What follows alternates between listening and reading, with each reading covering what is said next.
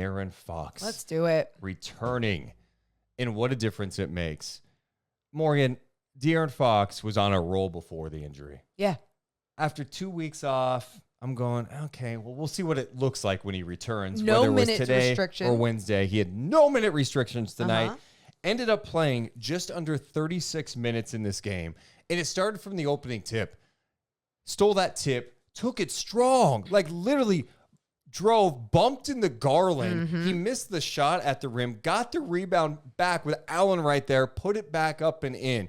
And it's the biggest difference in his game, in my opinion, is just his physicality. Yes. And we always talk about it on defense for sure, because he's definitely taken a step in that area, but it's offensively. If anyone has been watching De'Aaron Fox for years, so much of his game early in his career is built on just speed, trying to get by guys. Now he is being ultra physical. He's being so fit. And you talk about, like we can talk about the defensive end and his physicality there, because that's also taking a leap. But when you look at the offensive end, I mean, just looking at some of my notes when he was going into Garland, for example, and he was trying to body him up and position him deep in the paint. And I think he ended up getting either an and one or ended up drawing the foul or whatever it was. But it was his purpose of going at Garland wasn't like, oh, I'm just going to initiate contact and hope that the officials call the foul for me. And here I go.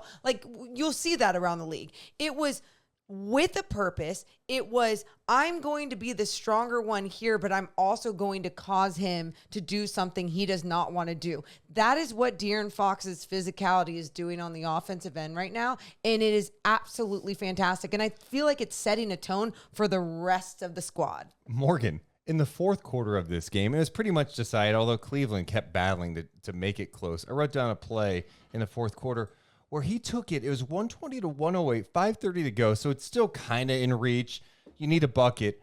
Fox takes it strong on Evan Mobley, like right at Evan Mobley, a guy who obviously can protect the rim, averaging 2 blocks a game.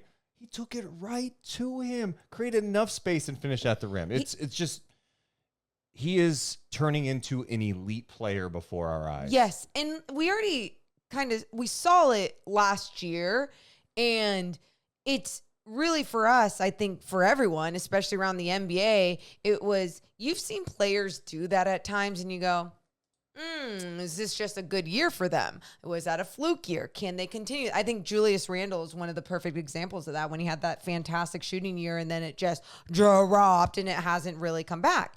And I think with someone like De'Aaron Fox, last year was the first elite year and they're like, okay, well, can he do it again? He's already showing it doesn't matter if it's the start of a year averaging 30 points a game or after an ankle injury early in the year, coming back, first game back, dropping 28 points or whatever it was, and looking like he really did not skip a beat. What jumped out to you from his defense in this game? Because I feel like obviously we haven't seen him for a while. It's been 5 games, been a couple of weeks, but I felt like defensively he again brought it. Yeah, I in some of my notes I just talked about, I just love the way he's playing physical. And I think when he's playing physical, he's also staying in front of someone. He's never playing too physical where he's having to recover and he's quick enough to recover. He's not putting himself in that situation. He is staying in front. He's moving laterally. It doesn't matter if he stands up a little bit because he's going to sit right back down, body you up, use his chest. He's not using his hands. And I think that little detail, that change alone has helped him in so many different ways. And then you can talk about the way that he navigates screens, and it's just fantastic. Sometimes there's not even someone that's going to touch him. And if they do touch him and try and slow him down, he's quick enough to recover in those situations. It's beautiful. It's beautiful. He's always had it within. Yes. And now his body has matured to a point. He's worked on his craft, and he's got a coach that really challenges him to be like, hey, if you're going to be one of the elite players in the game, Mike Brown today said, I of course think he'd be an MVP in this league. If you're going to get to that level, you have to raise everything another level and do it every night. And it's a lot to ask. And I think that's another thing that's impressed me so much with his start this year is just the fact that he's playing with that physicality on both ends, and he's still getting close to 30 points a night every night. That's hard to do. He's more confident than ever with his 3-point shot. It just looks better than ever. I think tonight he ended up 2 of 6 from downtown, but he ends up 28 points on 11 of 20 shooting in his first game back. Yeah. And you talk about doing everything right and at an elite level. It's not just what he's doing as an individual. I wrote down another play of him in the 2-man game with even Alex Len, making Alex Len look good. And he threw it up for him for a dunk. And that was to start the second quarter. That's what it was. It was the start of the second quarter. And it was just, again, another way to set that tone and that energy to start a quarter off the right way and getting your big men involved. Like, it means something to them. You know, you want to make sure, like, as a big man, you're not just setting a screen and doing the little things. That's your job. Rebounding, tipping it out. It's like you want to be involved. And when you get those moments, it just gets that much better. Alex Len ended up leaving the game, obviously, when he got hit in the leg. But De'Aaron Fox, with his little bit of time in there with him, you know, just making him look good. And that's what De'Aaron's doing with a lot of teammates right now, is just elevating their games as well. He makes life so much easier offensively. I saw Jason Ross put this stat out. The Kings offense with De'Aaron Fox this year is averaging 127 points a game. Without him, 102. And I know some of that might be misleading. Guys are not shooting well. Sure. Herter and Keegan seem like they've come out of the funk the last couple of games. But you just reach another level with his ability to push and how much attention he's going to draw. Sabonis and Fox just draw a ton of attention out there, and you just see it on display, especially when the Kings are able to move the ball like they did tonight. And then when the shots start falling, I don't know what teams are supposed to do against Sacramento. When your best player is hungry, it changes things. Last year, going into the year, De'Aaron Fox got hungry.